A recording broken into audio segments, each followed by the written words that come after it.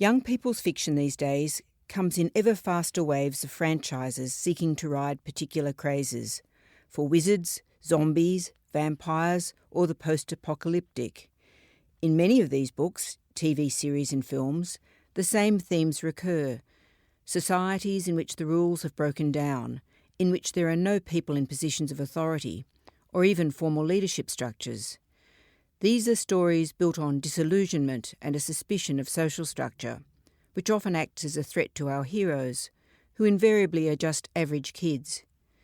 Rugged individuals must make do, striving to stay alive, at least until the end of the book or the episode. Our young people absorb, but are also attracted to, these worlds with their broken-down societies or absent leaders. This might be no more than a reflection of the slightly maudlin phase many of us go through as teenagers. At first glance, an obsession with the post-apocalyptic would seem more understandable in those of us who grew up during the Cold War, rather than the second decade of the 21st century. But the disillusionment reflected in fictional domains coincides with the global return of the strongman to politics, and with these two conflicting trends comes a belated alarm that the world is not naturally tending to the Western democratic model that many of us smugly assumed had triumphed and become irresistible at the end of the Cold War. Welcome to the Good Reading Magazine podcast, sponsored by Pantera Press. Good Reading is a monthly magazine dedicated to books and reading and aims to help readers discover their next favourite book. You can find out more about the books discussed on today's podcast at goodreadingmagazine.com.au. Hi and welcome to the Good Reading Magazine podcast. My name is Angus. Laura Tingle is the chief political correspondent for the ABC's 7:30 program and was in the thick of the chaos that took hold of the government in August as a leadership spill saw Scott Morrison take over as Prime Minister from Malcolm Turnbull. Laura is the author of the quarterly essays Great Expectations, Government Entitlement and an Angry Nation, and Political Amnesia, How We Forgot to Govern. She is here with me now to discuss her third quarterly essay, Follow the Leader, Democracy and the Rise of the Strongman. Laura, thank you for joining me. G'day, Angus. So considering, I imagine this essay would have been going off to the printers, or would have been planned to go to the printers pretty close to the time that the Liberal Party went into spill. So considering that, is this the best timed quarterly essay ever or the worst? Look, I think it's the best timed essay. I was talking to David Marr the other day, I hadn't realised written 6 of the things, and he, of course, had a disaster with his Kevin Rudd quarterly essay, which came out just before things went rather pear-shaped for poor old Kevin. I was very lucky with this one. As you say, it was just in the process of going to the printers when all the chaos broke loose. But they were able to hold off the print run for first 3 days and then eventually a week. And that was just enough that gave me time to change present tense to past tense. Malcolm Turnbull was instead of is and things like that. But it was actually quite an affirming thing because the episodes and events of August basically confirmed a lot of what I'd written about, and in fact gave it a rather nice end point. Not sort of in a "see, I told you" so sort of way, but it really just gave it a natural finish, I thought. So happily for you in this essay, discussions of political leadership have been abounding in Australia in recent weeks because of that spill. But what actually made you want to write this essay and scrutinise not just Australian but international political leadership? Well, it really came from the first 2 essays, which were about, as you say, what we expect of governments, and about the decline we have in institutional memory of politics and how we govern the country. And it was really something somebody said to me about political leaders last year that made me think, light bulb moment, well, here's the obvious thing that people talk to me about all the time. They just say, if we just had some decent leadership, if the leaders were just okay. And it made me reflect on political leaders in the context of that idea of expectations of government. And I thought, well, let's actually think about what it is we expect our leaders to do. And one of the things I suppose it's crystallised for me after writing the essay is that is in a way which sort of pushes people to understand what I'm trying to get at in this essay, is to say what we use this language of leadership coup because it's a cliche and everybody knows what you're talking about. But all these coups have not been about leadership. They've been about battles for power, which is different. And so in the essay, I want to look at not just political leadership, but political leadership in the context of changing society, not just changes in the media, which are often reflected upon, but the fact that a lot of the other institutions in our societies, which once provided leadership, and the most glaring example is the church over hundreds of years, have gone into decline, and that puts more pressure on our political leaders to provide a wider range of leadership, even at the time when I think they're probably doing less leading than they ever have.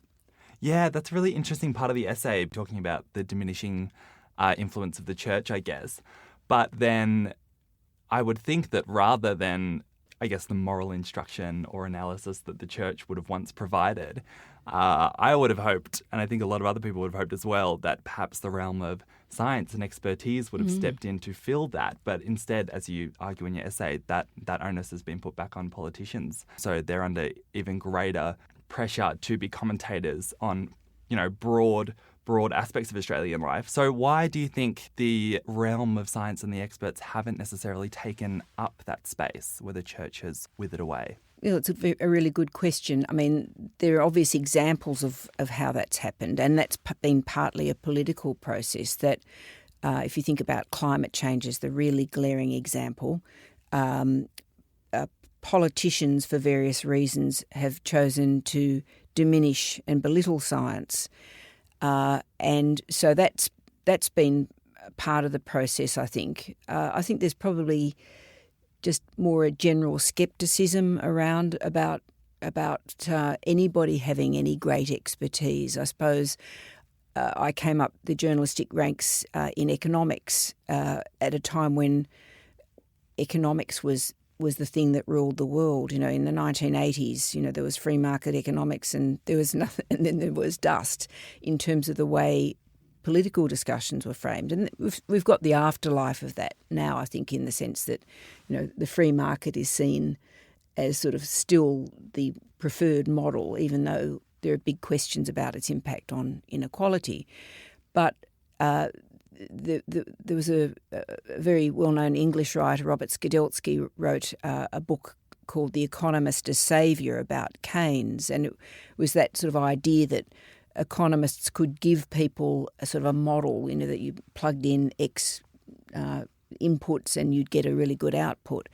And I think possibly the sort of decline of science, as we'd think about it in terms of beakers and white lab coats, has partly been a victim of the fact that economics as a science has also not delivered, I think, what the great expectations were that it would deliver, that you'd get a rational world and you'd get rational outcomes. Well, it's turned out that that hasn't promised all it's delivered, so I suspect people have become a bit more sceptical for that reason as well. Yeah, and it was a British economist in light of Brexit that said the people have had enough of experts, yes. Wasn't it? Yeah, too many experts. Oh, what would experts know? Exactly, yeah. I want to come back to a paragraph early in your essay that you read at the beginning of this podcast, sort of going to a corner of media that not many people would perhaps equate with political analysis, and that's young adult fiction. So how did you come to the realisation that there are sort of clues about our political climate in young adult fiction? That was one of those middle of the night thoughts, I suppose. I can't remember. I remember thinking, oh, that's a good thought. But I have a daughter who's just about to turn 20, and I remember being struck when she started reading the Harry Potter books as a 5-year-old about how dark they were. In the first book, Harry Potter's parents get killed, and it's all a bit bleak. So I suppose I've been very conscious of that, in the period when I was reading with her and, went through zombies and vampires and wizards, as I say, and it's always made me wonder, well, why are young people sort of being sort of attracted to all these really dark worlds? And I just started to think about the sort of disorder that applies in them. So I thought it was an interesting sort of observation to make, because a lot of what I've tried to do in this essay is continually sort of break down the usual cliches and the usual frameworks for thinking about political leadership, as in, political coups and things, and just try to put it in some greater social milieu.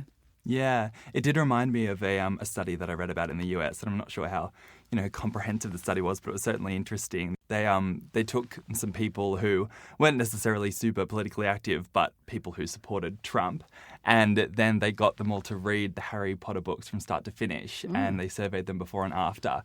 And afterwards, they were far less likely to support Trump and his rhetoric. The researchers Really? sort of guessed maybe because of the books, I guess, anti-authoritarian themes and that sort of thing. Oh, it wasn't that they saw him all as Voldemort or anything.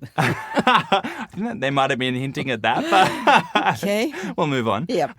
So you adopt the definition of leadership provided by an author named Ronald Heifetz for the essay. What is his definition of leadership, and why did it appeal to you as a useful definition? It appealed. I'd been doing the thing that you do when you decide to write about leadership, which was go to Max Weber, and I was reading about Bismarck for quite a long time when I was in the South Pacific, which seemed a bit an unfortunate waste of South Pacific time, and all the various theories about the great men of history and all those sorts of things. But I wasn't quite satisfied with those, and I stumbled across the Heifetz book, which turns out to be sort of one of the great authorities of the era about leadership. And what he says is, instead of trying to look at the circumstances of leaders, you look at what it is that leaders do, when they're good at it. And he defines that as leading a community through a change or to a conclusion, which might not be a good one, but regulating the way the debate continues, giving them a proposal, but not just saying, in a current context, let's have a GST, but then managing the debate, including as many people in it as possible, making them understand there's going to have to be a compromise, that you're not going to get all you want, and essentially getting to an end point in it. And I think the other thing that's really important about the Heifetz book is he does continually emphasise this difference between leadership, power and authority. They're three very different things. Power is having the job title of Prime Minister. Authority is knowing how to use that job. And leadership is doing something with the job. Are there leaders that he provides or that you've thought of that exemplify his definition of leadership? I really liked his use of Lyndon Johnson in the book because he's got because Johnson is sort of this wonderfully flawed character. He's not this sort of charismatic figure. I mean, if you ask people who the great leaders of America were, they'd invariably say, Lincoln. Some people and FDR. They might say, some might say Kennedy because he was sort of inspirational. The thing that's interesting about Johnson was that he was both a spectacular success and a terrible failure as a leader. And Heifetz goes through his extraordinary achievements, Johnson's extraordinary achievements domestically in the Civil Rights Act, which was essentially putting into practice the agenda that had been started by JFK, but not actually delivered upon. And it goes through the fact that Johnson, as this very long-standing senator from Texas, really, really knew the workings of Southern politics. He absolutely understood how it worked and which lever to pull at any one time. But he also brought into play people like Martin Luther King and both enlisted them and assisted them in getting the change. But, and it was sort of hardboiled politics. It was saying, look, I can get you this far, but I can't get you any further than that at this stage. If you go any further than this now, I can't control this process. I can't make it work for you. So he sort of corralled and used the voices of dissent, as Heifetz says, to actually get an outcome during the 1965 Selma March on civil rights. But by comparison, in Vietnam, of course, Johnson was a disaster, and Heifetz argues it was because he led. He believed leaders lead and followers follow, and he didn't embrace all those voices of dissent in the US, and as a result, didn't listen to voices that might have stopped him making some really bad mistakes. So we have Heifetz's compromises like Johnson, and then we have the strongman, which you talk about a lot in this essay.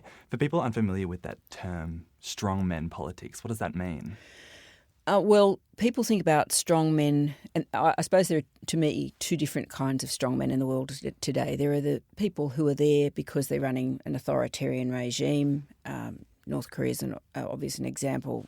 China, Vladimir Putin in Russia, what's happening in Turkey at the moment.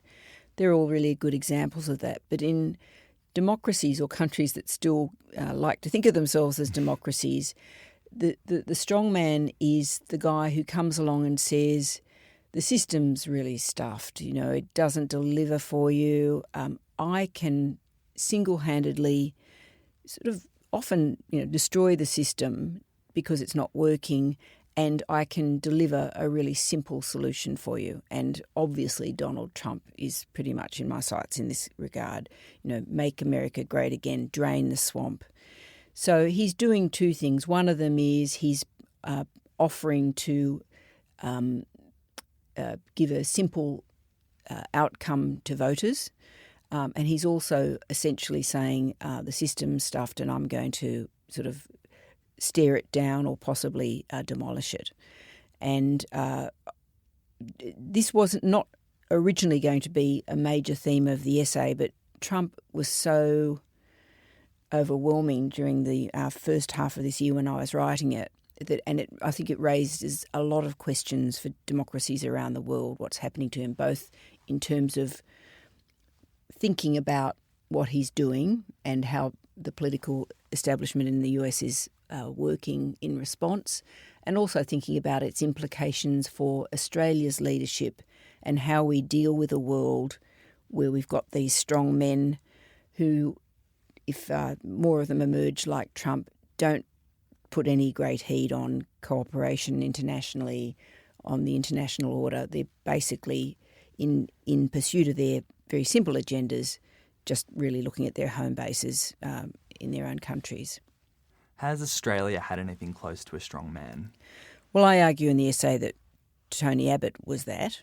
If you think about it, he promised a series of very simple solutions to voters: stop the boats, stop the taxes, and he essentially said that minority government was a disaster and the Labor Party was terrible, and he was going to sort of crush through and crash through all of that and get outcomes when the previous governments had not been able to do so.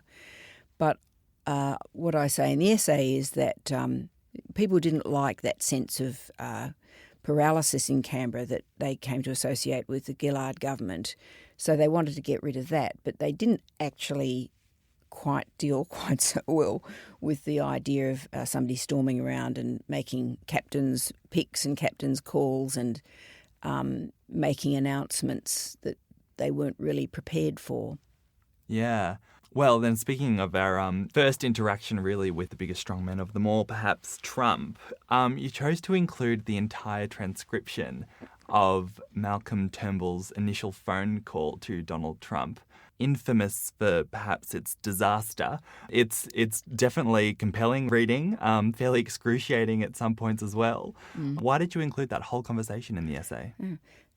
And I've got to say, I sort of put it in there with trepidation, thinking, the editor's just never going to let me run this, because it's about 3,000 words. I put it in because we can become too, shall we say, scientific about what leaders do. And and I think Turnbull's such an interesting character to be writing about in this context anyway, because so many people will say to you, "Oh, Turnbull should have just stared down the party on this, that, or the other, or he should have stared down the Parliament, or he should have just done this." And without a doubt, he's a flawed politician. But I always said, look, that sounds great in principle, but it's actually not that simple. Whoever is the leader. And I thought that I wanted to include the Trump-Turnbull conversation because I was overseas when that story leaked on assignment. And so I was reading the stories all about everybody saying, Turnbull's such a goose and he looks really bad and all this stuff. So when I got back, I actually read the transcript and I thought, well, actually, that's not my reading on this at all. Here you've got this spectacularly ignorant, self-absorbed man in Donald Trump who's come into this conversation about the deal that Australia struck with the Obama administration on refugees, completely ill-informed and showing no compunction whatsoever to even be polite about an obligation to honour the deal made with one of the country's closest allies, whoever it was who originally made the deal. I mean, this is quite shocking to the political establishment. They don't ever say that, but, it's like you presume various givens in the way you conduct your professional life or your personal life. And one of them is that, if you're an ally, somebody will honour a deal that's been made, no matter who's made it. So to me, this was a really classic illustration of this point that I'm making about how Trump really does upend the way Australia is going to be able to work in the world in future, because here's our Prime Minister just having to do everything he can to keep Donald Trump just on the subject, when all Trump can say is, this is going to make me look bad, this is going to make me look bad, this will be really terrible. He doesn't give a rat's about it, what it means for the alliance or anything else. So to me, whatever you think about Malcolm Turnbull, it's an actual sort of masterpiece of getting to the end of the conversation, having got the outcome he wanted, which was getting a commitment, however grudging, from Trump that he would honour a deal that had been made.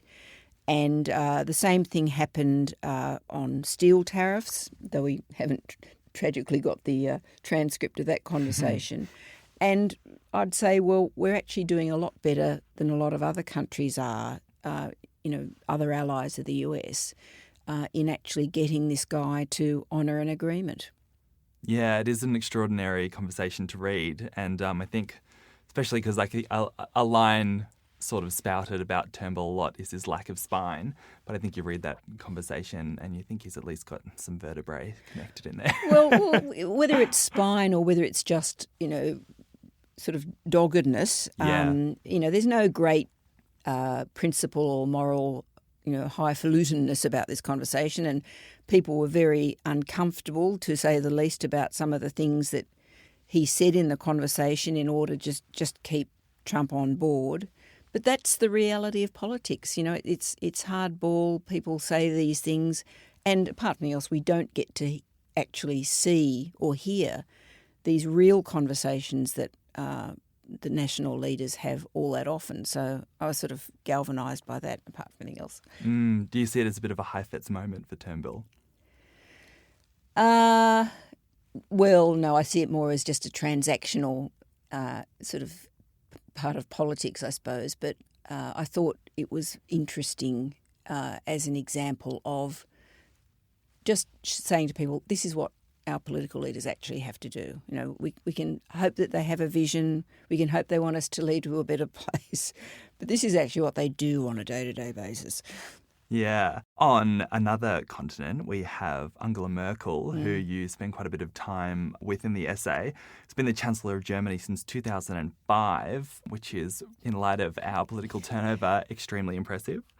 What makes her leadership style so distinctive?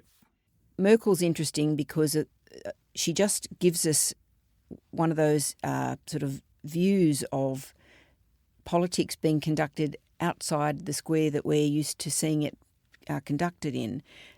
She rarely talks. She doesn't give interviews as such. She might do the odd interview once every 6 months. She doesn't comment on how the soccer team went or, whatever. Just the day-to-day sort of nonsense that our politicians feel compelled to comment on. She always speaks last, to the point where there's actually a verb that's been created to describe being a prevaricator, which is based on her name. So she's the complete antithesis of what we've come to expect in a leader, yet she gets these outcomes, which is basically a stable and successful government.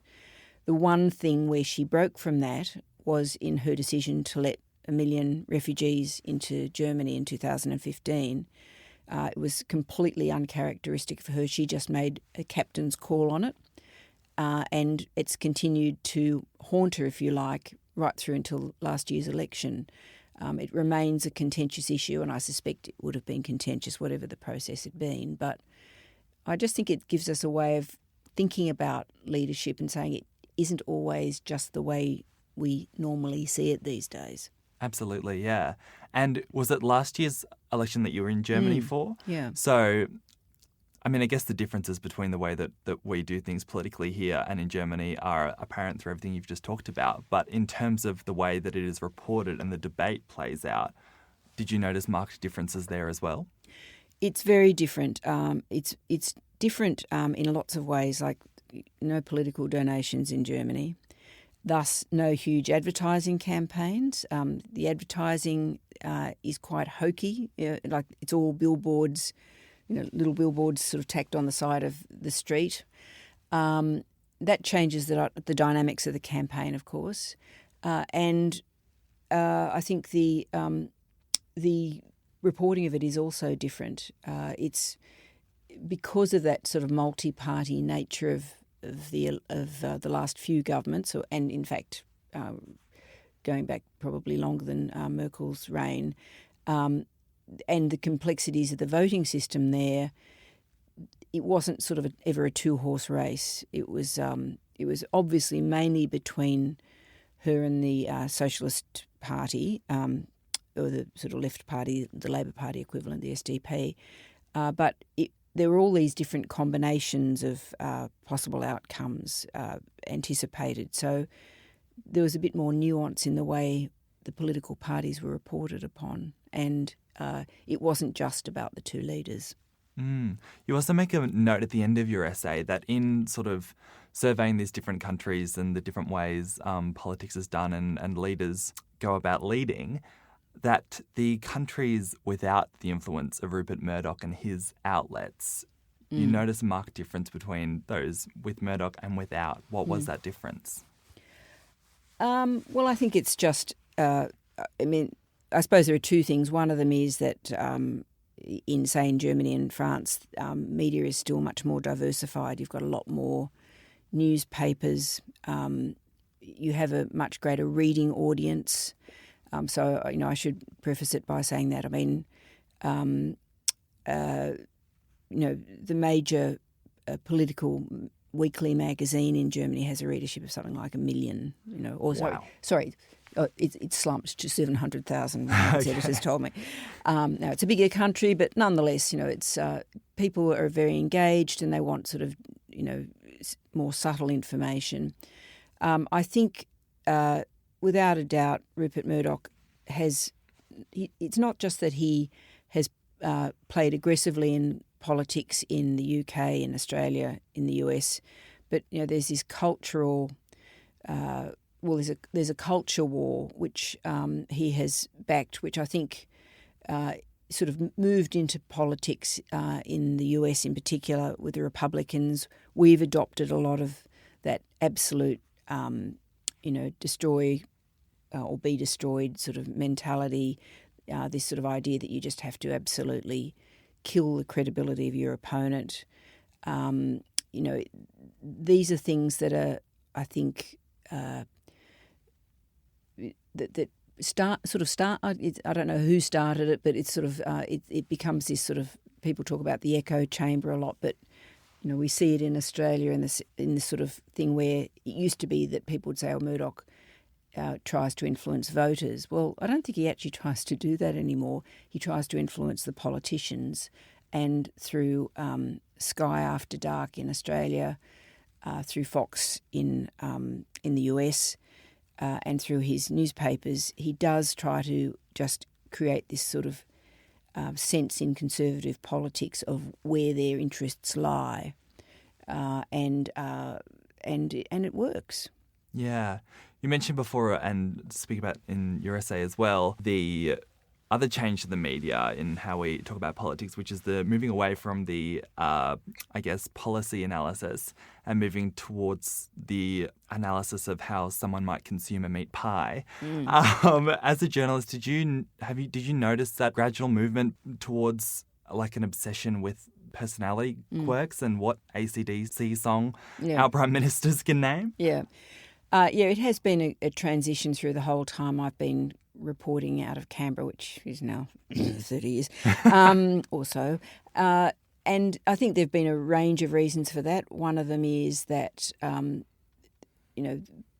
politicians have sort of brought it on themselves by being too clever by half, by trying to control debates. And that means we don't know about how these processes have been developing, how these policy discussions have been developing. Whereas when I came to Canberra, if there was a policy idea out there, there'd be lots of people talking about it. There'd be what we call stakeholders who'd know what was going on. There'd be the government would have a reasonably open discussion about what the proposals were. The opposition would be involved. Now, to try to maximise control over the discussion, these things are delivered as fait accompli. So that on the policy side, there's not so much discussion. And the sort of acceleration of the media cycle combined with reduced resources in the media mean that we don't have specialists who can just concentrate, say, on the education debate out of Canberra all the time. So somebody like me, this week it might be education, next week it'll be innovation policy, whatever. So you're not going to have as a good a reporting as you previously would have.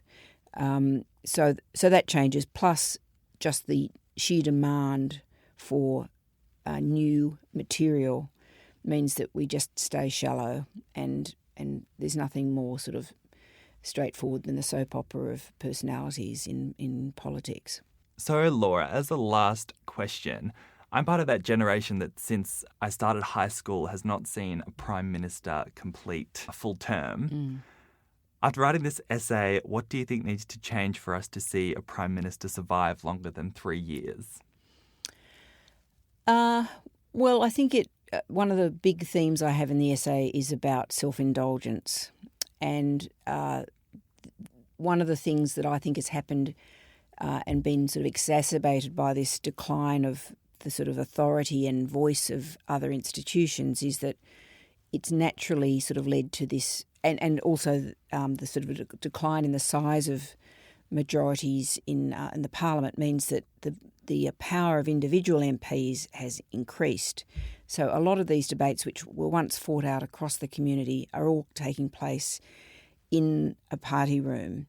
Now that's led, particularly on the coalition side at the moment, to individual MPs saying, well, what can I get out of this?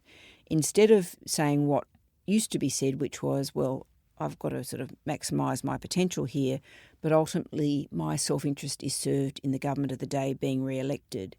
And I sort of end the essay just pointing out the fact that this most recent coup is bizarre, mostly because the people who were instigating it were quite prepared to see the government lose the next election. They were quite prepared to take that risk. They weren't making this decision because they thought it would improve the government's chances.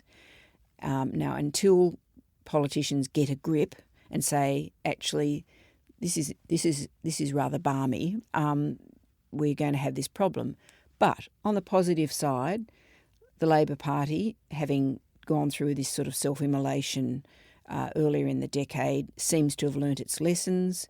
You know, to suggest that the Labor caucus is a happy bunch of chappies and chapettes who all love each other and all agree on everything would be, completely wrong.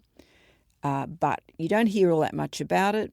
Their interest is in getting elected, getting some good policies in place, because they think there's no point being in government unless you do stuff.